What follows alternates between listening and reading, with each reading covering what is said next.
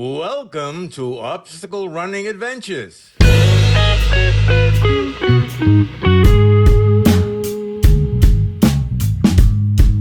I'll use one of Kirk's favorite expressions here about them throwing the baby out with the bathwater and just completely switching up the series.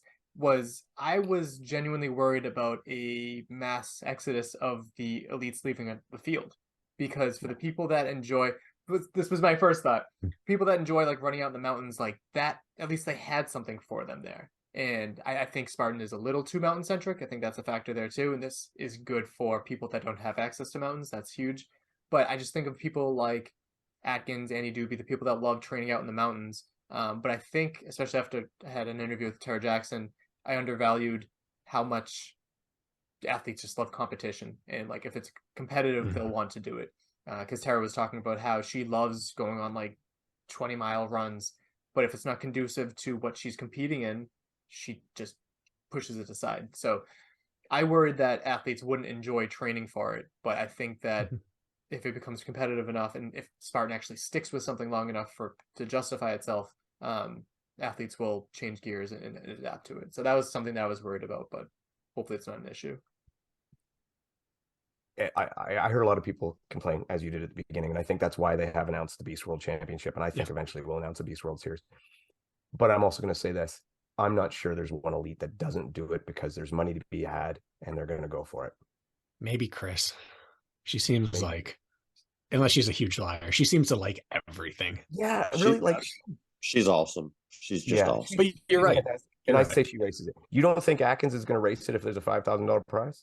If anyone, even if there's no money, if they think they can win, they'll do it. Yeah.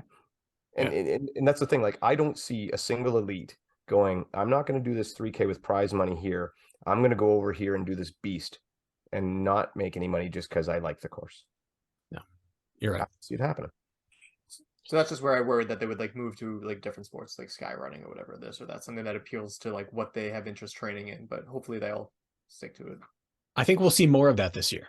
I think we'll see more people do the Lindsay thing where you hit only the big races and then you run a lot of local stuff or travel for sky running. That would make sense because we all love outdoors in the mountains and we all love making money. I shouldn't even say they all love making money and they all love outdoors in the mountains. And so they're going to combine it the best they can. I wonder how many people, or if any, I mean, it might not happen, but you know, we see the people that are great in, say, like the super distance and the beast distance, but let's say they show up to one of these events and they get waxed in the 1K qualifier. I mean, I just wonder if that's the issue. Yeah. I mean, Lindsay's awesome, and she won, you know, that the Spartan Games little 3K race they had there, but can she hang with all these girls for a 1K? We've never seen that, so we don't know. I would love to see it. I'd love to see it. One time at OCR Warrior at OCR Worlds in Ohio, they did a 400-meter or 500-meter qualifier loop for a 700-meter final. Maybe it was like a 350 qualifier, and neither Atkins nor Lindsay made the final. Wow. You had to go top 2 in your heat to make it through, and they didn't. So we've seen it. It's possible if you go short enough, you can knock her out, but it has to be shorter than like 10 minutes. Which the 1Ks are going to be closer to 5. Maybe, yeah. Depending on the carry, depending on the carry situation, what they put in. But I looked at this. Will there be a carry though? Rumors double. Rumors like double sand, like heavy sand. Yeah. So that's kind of like the old time trials they used to do on Friday night. They're talking double carries. Yeah. So we've talked about this on our show a lot, and it does the 1K qualifier all of a sudden does provide some excitement because it makes some people who maybe weren't as dangerous before dangerous. And I use Bethany, my podcast co-host, as an example. She's like a 17-minute 5K, she's decent at obstacles. On a 1K flat course, she becomes very dangerous. Whereas on a regular beast mountain course, she's where she is. But on that course, she becomes dangerous. I become dangerous on a 1K course. If I try to follow Brakken on a 5K, he's going to walk away from me like I'm standing still.